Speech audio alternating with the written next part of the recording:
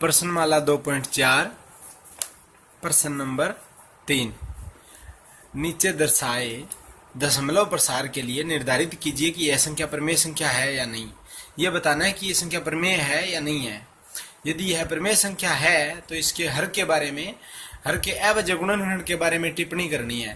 तो इसमें क्या बताना है भाई, एक तो ये बताना है कि ये संख्याएं हैं, ये प्रमेय है या नहीं है। अगर ये प्रमेय है तो हर देख के बताना है कि ये शांत प्रकृति की है या अशांत प्रकृति की है।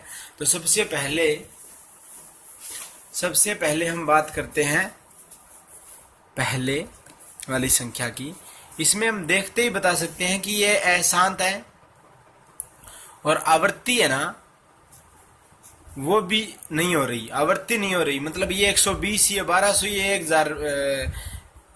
1,20,000, फिर ये 12 लाख। इस प्रकार से मतलब कोई आवृत्ति नहीं हो रही ना, तो ये अशांत है और अनावर्ती है। अब अशांत और अनावर्ती होगी ना तो वो क्या होगी, अप्रमेय होगी। प्रमेय नहीं है, ये अप्रमेय संख्या है। अब दूसरी संख्या की बात करते हैं। तो ये संख्या दूसरी सवाल की बात करें तो 43.123456789। इसमें देखो अगर पॉइंट हटाएंगे तो नीचे पॉइंट की जगह 1 लिखेंगे और नीचे उसके बाद जितने अंक है ना 1 2 3 4 5 6 7 8 9 9 अंक है ना, 1 2 3 4 5 6 7 8 9। इसको हम ऐसे भी लिख सकते हैं 4 3 1 2 3 4 5 6 7 8 9 और नीचे लिख सकते हैं 10 की घात 9। और 10 की घात 9 को हम 10 की घात 9 को 2 गुणा 5 की घात 9 के रूप में लिख सकते हैं ना। इसलिए ये क्या है, प्रमेय संख्या है और शांत प्रमेय संख्या है। ठीक है। अब अगला प्रश्न देखते हैं। अगला है प्रश्न नंबर 3। इसमें भाई देखो 27.1428557 है और उसके ऊपर क्या है, ये बारंबारता का निशान, ये बार का निशान है। और बार का निशान क्या प्रदर्शित करता है, इसको हम कैसे लिख सकते हैं 27.1428557। ये दोबारा रिपीट होगी भाई। बार का मतलब ही क्या होता है कि 142857, ये बार बार आती जाएगी ऐसे लिख सकते हैं। और इसको अगर x के बराबर मानने ना इसको, तो ये संख्या क्या है, अशांत है और आवर्ती है। इसलिए ये प्रमेय संख्या तो है, पता चल गया।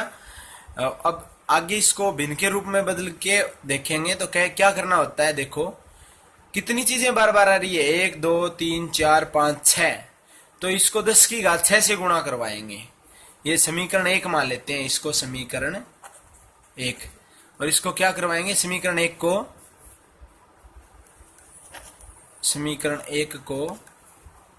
10 की घात 6 से गुणा करवाने पर, अब 10 की घात 6 से गुणा करवाएंगे ना तो ये तो क्या होगा, 10 की घात 6x होगा।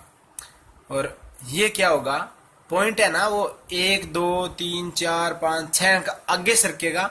तो क्या आएगा 1 4 2 8 5 7। कहाँ पे आएगा, पॉइंट यहाँ पे आएगा ना। उसके बाद 1 4 2 8 5 7 ये ऐसे आएगा। ठीक है। और जो बार का निशान है वो यहाँ पे लगेगा। यही बात है। अब देखो समीकरण 1 व समीकरण ये वाली क्या होगी, ये होगी समीकरण 2। समीकरण 1 व समीकरण 2 को घटाने पर, अब दोनों समीकरणों को घटाएंगे तो देखो भाई 10 की घात 6x है, उसमें से क्या घटाना है, 1x घटाना है। और इधर क्या है, इधर हमारा है 27.1428557 पॉइंट में 1428557 की बार। ठीक है। और घटाना क्या है, समीकरण 1 कौन सी है, ये वाली है समीकरण 1। ये वाली समीकरण 1 तो यहाँ पे लिखेंगे 27.1 1 4 2 8 5 7। अब देखो भाई क्या होगा, इसको घटाएंगे तो 7 में से 7 गया, 5 में से 5, 8 में से 8, ये क्या बचेंगे आगे, आगे तो 0 बचेगा, यहां पे पॉइंट बचा। अब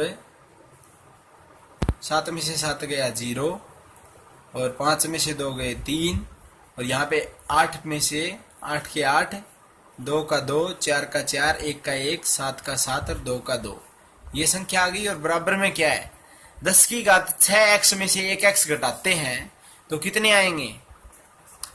सीधी सी बात है कि 1 घटाना है, 100 में से 1 घटाएंगे तो 99 बचते हैं ना। देखो अगर 100 में से 1 घटाते हैं तो 99 बचते हैं, यानी 3 अंक थे 2 बचे, तो यहां पे कितने 9 आएंगे, 6 9 आएंगे, 6 बार कितने आएंगे, 9 आएंगे।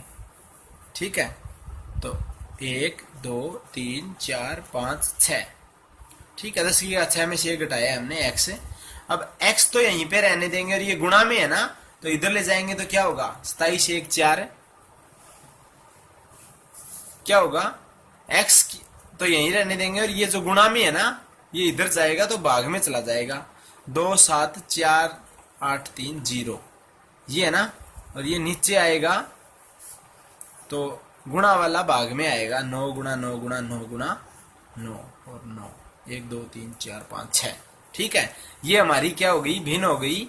और इससे पता चलता है कि ये परिमेय संख्या है और कौन सी परिमेय संख्या है, असांत है और आवर्ती वाली है। भाई ये क्या है, आवर्ती वाली है।